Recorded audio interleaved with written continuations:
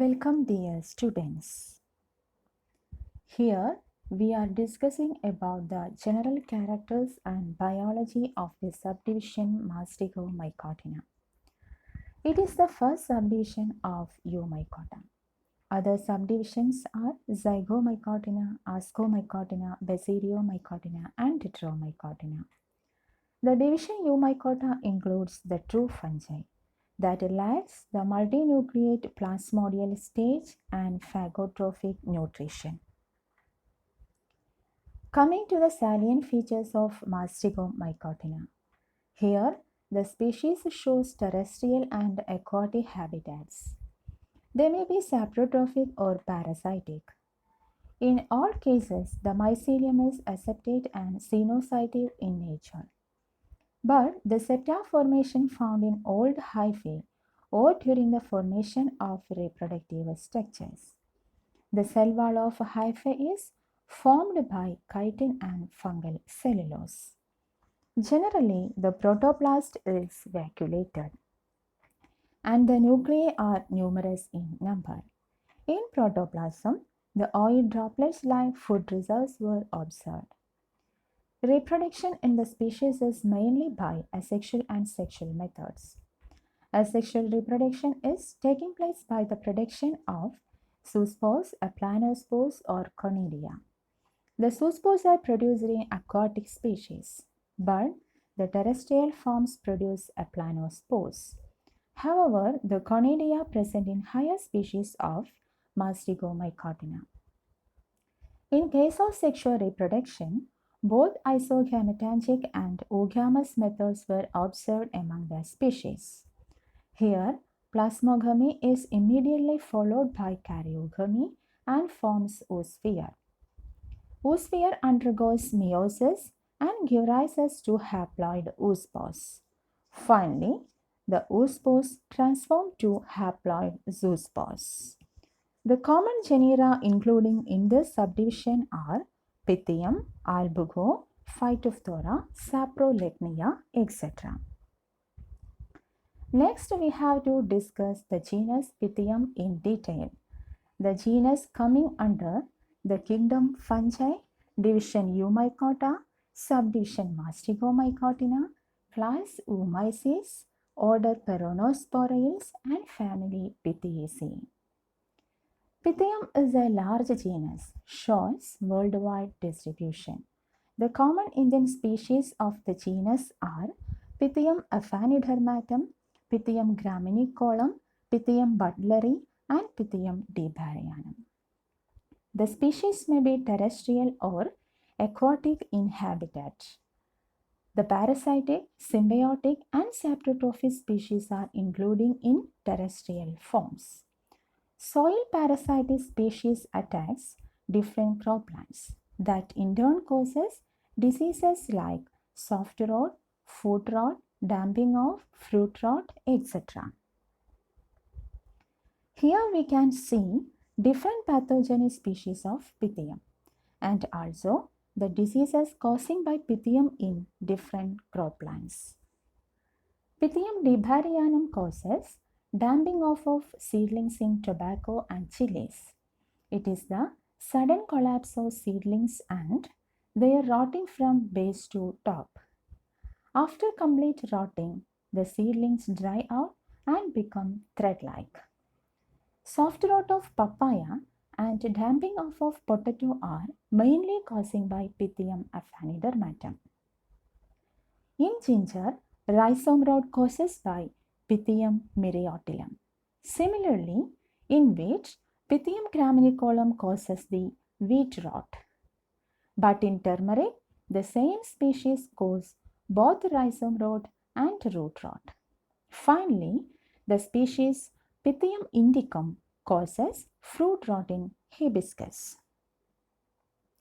Vegetative structure. The vegetative mycelium consists long, slender, profusely branched aseptate hyphae. This hyaline hyphae may be saprophytic or parasitic.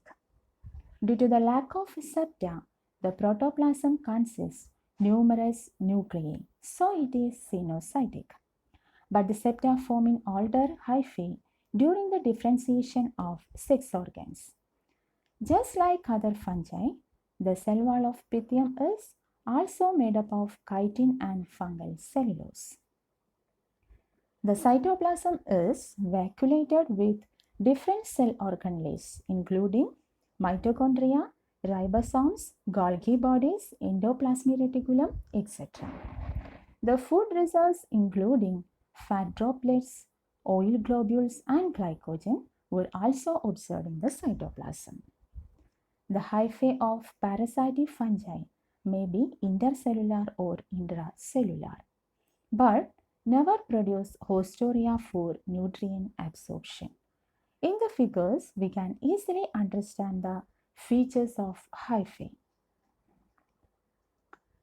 Here we are going to the reproduction part. Pythium reproduces by both asexually and sexually. First, asexual reproduction. It takes place by biflagellate zoospores, which are produced within the zoosporangia. Commonly, the aerial hyphae produce sporangia. These hyphae are sporangiophores. The position of sporangia is varying among the species. It may be terminal or intercalary in position on sporangiophores. The shape is also varying. It may be filamentar, globular, or branched type. During the formation of sporangium, a portion of hyphae swells up and enlarges to form a vesicle with long stalk. After, the multinucleate protoplasm flows into the vesicle and form a transverse septum just below the vesicle. The mature sporangia act as conidia under dry condition. It is detached from the parent hyphae by external agent like wind. On getting a suitable substratum, the conidion germinates by giving out a germ tube that enlarges and becomes new mycelium. While under moist conditions, the contents of zoosporangium differentiate into a large number of naked, reniform, uninucleate, and biflagellate zoospores. When the zoospores start rocking movements, the sporangial wall bursts and releases the zoospores into the moist soil.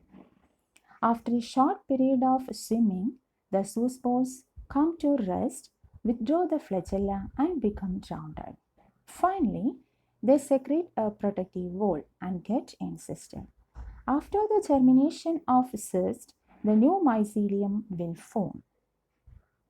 In figure, we can see each step of asexual cycle. Figure A is somatic hyphae of Pythium. B. Zoosporangium on sporangiophore. C. The content of zoosporangium releases out as a vesicle through the germ tube. D. Mature zoospores are ready to release. E. The released mature zoospores. F. Zoospores transformed to cyst by the loss of flagella. And G. Mycelial formation by cyst germination. Next, sexual reproduction in Pythium. It is oogamous type that involves gametangial contact. The sexual organs are female oogonium and male antheridium. The position of the sex organs may be terminal or intercalary. They borne on same or different hyphal branches. This sexual cycle is usually occurring when moisture is not enough for the normal growth of the fungi. First, female sex organ, that is oogonium. It develops from the hyphae as a spherical swelling. As in the case of zoosporangium formation, the cytoplasm and nuclei move to the swelling. Then develop the septum just below the spherical swelling. In matured oogonium, the content of oogonium differentiated into two parts, that is, central granular ooplasm and peripheral spongy periplasm. Further, all the nuclei except one in ooplasm degenerate. This uninucleated ooplasm enlarges and forms egg or oosphere. Here we are discussing about the antheridium. It is club-shaped branch that grows along with the ogonial branch. Sometimes it may be monoclinous, that is, antheridium and ogonium borne on the same hyphae.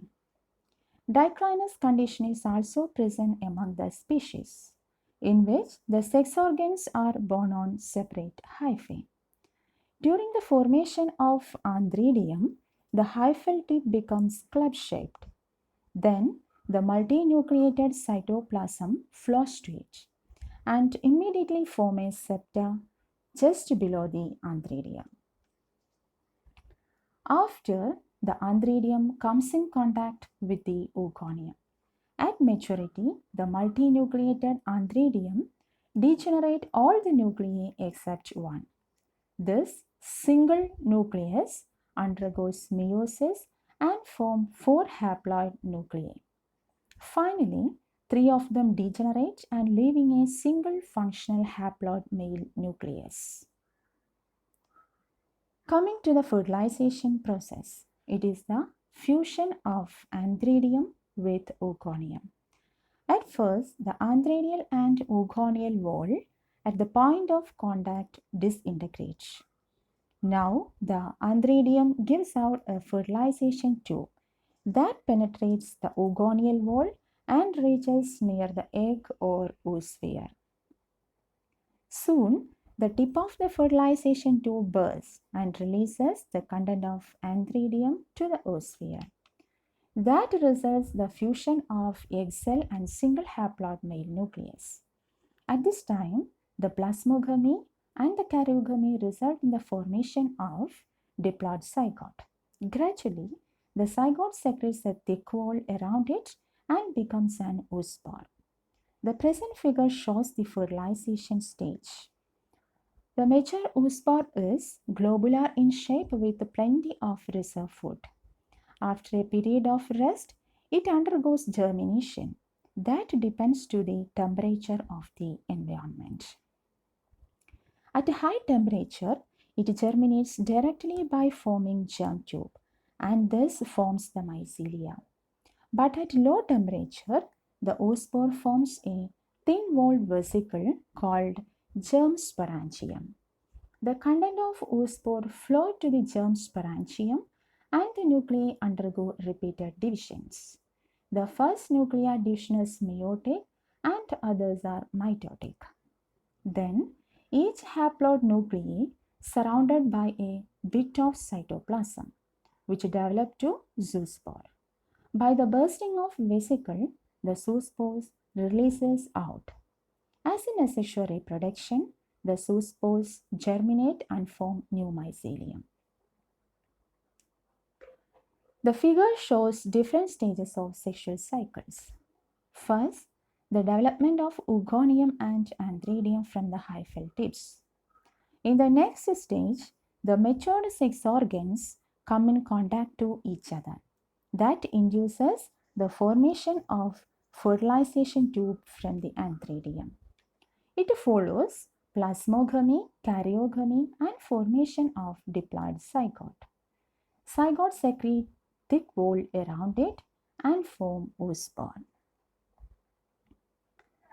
Here we can see the life cycle of Pythium that consists asexual and sexual cycles. Both the haplophase and diplophase are present in life cycle. The diplophase includes the zygotic and oospore stage. But all other stages of the life cycle except diplophase include in the haplophase. From the present discussion, we can conclude that Pythium is a true fungi due to the presence of branched mycelium with well-developed cell wall, prominent nucleus and well-organized cell organelles. Moreover, the subdivision Masticomycotina is a former polyphyletic taxonomic group that's similar to Phycomycetes, because of the presence of flagellated motile zoospores. Hence, the species of this subdivision are also called zoosporic fungi. Thank you so much.